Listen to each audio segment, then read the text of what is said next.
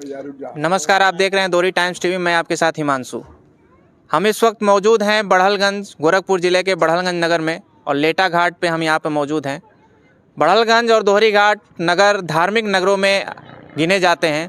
अक्सर यहाँ पे धार्मिक आयोजन होते रहते हैं।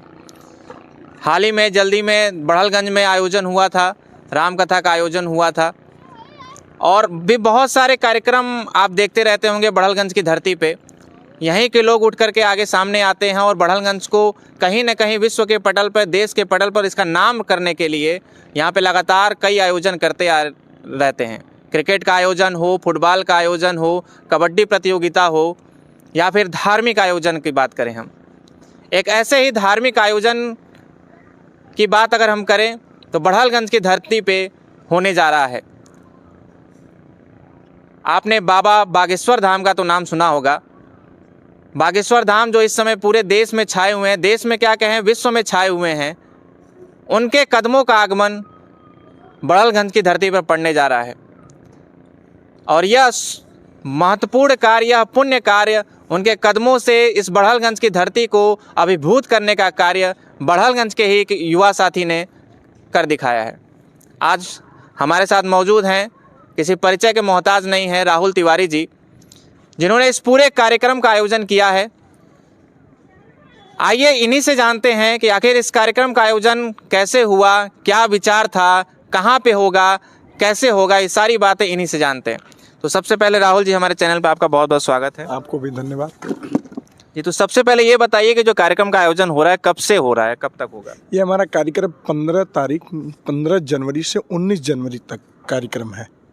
मेरा कार्यक्रम बागेश्वर धाम सरकार, जो पंडित धीरेन्द्र कुमार शास्त्री जी, जो आगमन हम 15 तारीख को श्रीमद् भागवत कथा दिन में 12 बजे से 4 बजे तक शाम चलेगा कथा जी। और इसका स्थान कहाँ पे होगा?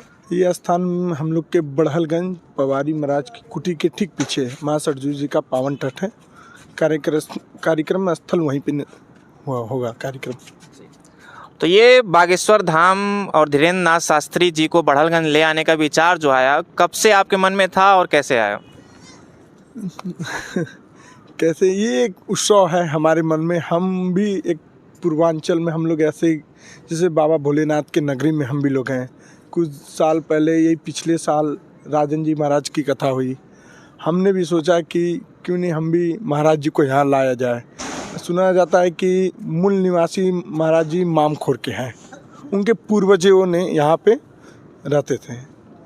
और कार्यक्रम मन में भाव एक जगह लोगों ने, उत्सव है, सभी लोग मिलके जो नगर के, मैं धन्यवाद देना चाहूँगा माननीय हमारे वर्तमान में विधायक जी ने चढ़कर हर एक हिस्सा में हमारे सहयोग कर रहे हैं। चेयरमैन महोदय जी जो वर्तमान में चेयरमैन साहब हैं, महेश उमर जी प्रतिनिधि उनके, वो भी हमारे बढ़ चढ़ के सहयोग कर रहे हैं। सब प्रथम देखा जाए तो मेरा सहयोग करने के लिए मदरिया पीठ के महाराज सीदास महाराज जी ने मुझे हर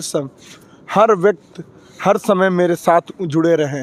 नगर के कुछ ऐसे लोग हैं जो हमारे साथ जुड़कर सहयोग कर रहे हैं, जिसमें आप देख लीजिए Gayatri children hospital, doctor Manjay Soni, उनके बड़े भाई संजय सोनी, जिन्होंने हर एक हिस्से में हमारा सहयोग कर रहे हैं। आप जोड़ लीजिए ब्लॉक प्रमुख आशीष राय जी को, उन्होंने भी हमारे हर सहयोग में उन्होंने कदम से कदम मिला रहे हैं। तो इन लोगों को उत्सव है कि हमारे पूर्वांचल में महाराज जी का सर्वप्रथम आगमन हो रहा है। तो लोगों में उत्सव है, हमारे जो नगर पंचायत में उत्सव है, जो पूर्वांचलों में उत्सव है, वैसा कहीं उत्सव नहीं। हर लोग आज का उत्सव में ये मना रहे हैं कि हमारे उतने दूर जो पूर्वांचल में सर्वप्रथम महाराज जी का आगमन हो रहा है। तो ये लगातार ये कई समय से, मतलब बहुत समय से, लगभग साल भर से ये सुनने में आ रहा था कि बड़हलगंज में आ रहे हैं। कुछ लोग इसको अफवाह भी बता रहे थे, कुछ लोग कह रहे थे नहीं सच है। तो अब की बार क्या है, मतलब अफवाह है या सच है, इसके बारे में कंफर्मेशन कर। जैसे डेट में मिला था 3 दिवसीय कथा मिली थी, जो हलमत कथा थी। गुरुदेव की ऐसी कृपा थी, जो गुरुदेव ने गोरखपुर जिले में जो गोरखपुर वासियों हैं उनके लिए गुरुजी ने 5 दिन की कथा जो सुनिश्चित किया है। गुरुदेव 15 को गुरुदेव का आगमन हो जाएगा। जी। जी। और ये पूरा 5 दिवसीय का कार्यक्रम होगा और इसमें जो लगातार धीरेन्द्र नाथ शास्त्री जी जो बाबा बागेश्वर धाम के जो हैं वो जिस चीज़ से विख्यात हैं उनका दिव्य दरबार, तो क्या बढ़लगंज में भी वो दिव्य दरबार देखने को मिलेगा? जी, दिव्य दरबार गुरुदेव का हर कथे में एक दिव्य दिन का एक दिवसीय दिव्य दरबार लगता है। अब वो डेट कौन सा होगा, 16 हो सकता है, 17 हो सकता है, इसमें से ही कोई डेट गुरुदेव का दिव्य दरबार लगेगा। और मतलब यहाँ से जो यहाँ के भक्तगण होंगे या श्रोतागण होंगे वो कहाँ कहाँ तक से आ सकते हैं यहाँ पे, ऐसा कोई? देखिए, हमारे पास जो फोने आ रही हैं तो देखा जाए बिहार हो गया, उत्तराखंड हो गया, हम लोग का ये सटे हुए झारखंड हो गया, बिहार हो गया, फिर देवरिया, कानपुर, नेपाल, जो पूर्वांचल से सटा जो इलाका है, हमारे पूर्वांचल से सभी लोग का आने का अनुमान है। लगभग कितने लोग आ सकते हैं, ऐसा कोई अनुमान? हमारा लगभग का जो अनुमान है, हम तो 5 लाख प्लस चल रहे हैं। अब देखिए आगे का भीड़ क्या कहती है क्या नहीं, अब वो तो बालाजी सरकार के ऊपर है। इतनी बड़ी संख्या में लोग यहाँ बढ़लगंज में आएंगे तो उनकी सुरक्षा या ऐसा कोई भगदड़ ना हो जाए, इसके लिए क्या मतलब इंतजाम होंगे? हमने प्रशासन से अनुमति हमें मिल चुकी है, जो एसडीएम से हमें परमिशन चाहिए वो मिल चुकी है। इसमें पूर्ण रूप से देखा जाए प्रशासन हमारी बहुत मदद करेगी जी।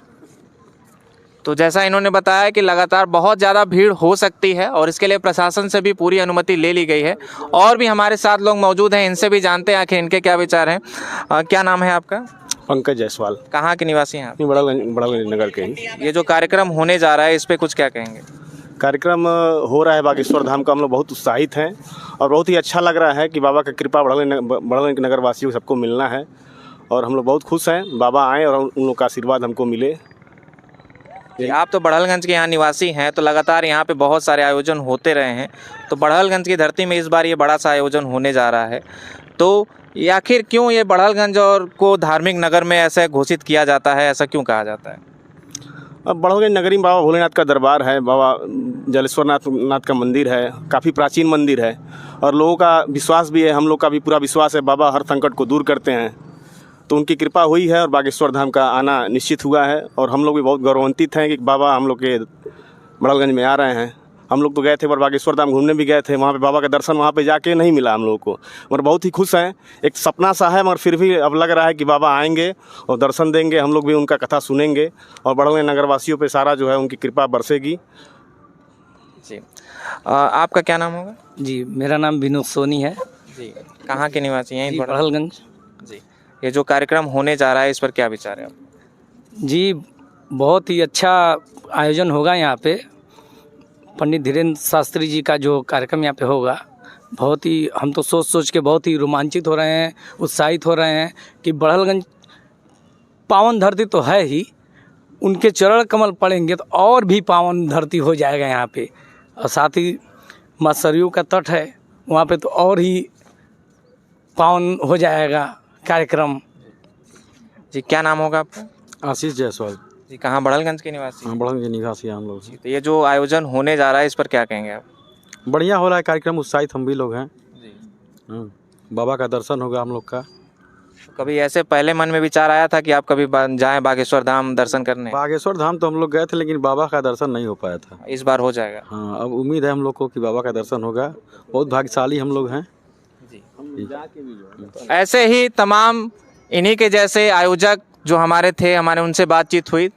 लगातार आपसे भी निवेदन है कि आप जहां तक ये खबर पहुंचे आप भारी से भारी संख्या में दिन नोट कर लें। 15 जनवरी को वो आगमन बाबा जी का यहाँ पे हो जाएगा, आप दर्शन लेने यहाँ पे आ सकते हैं।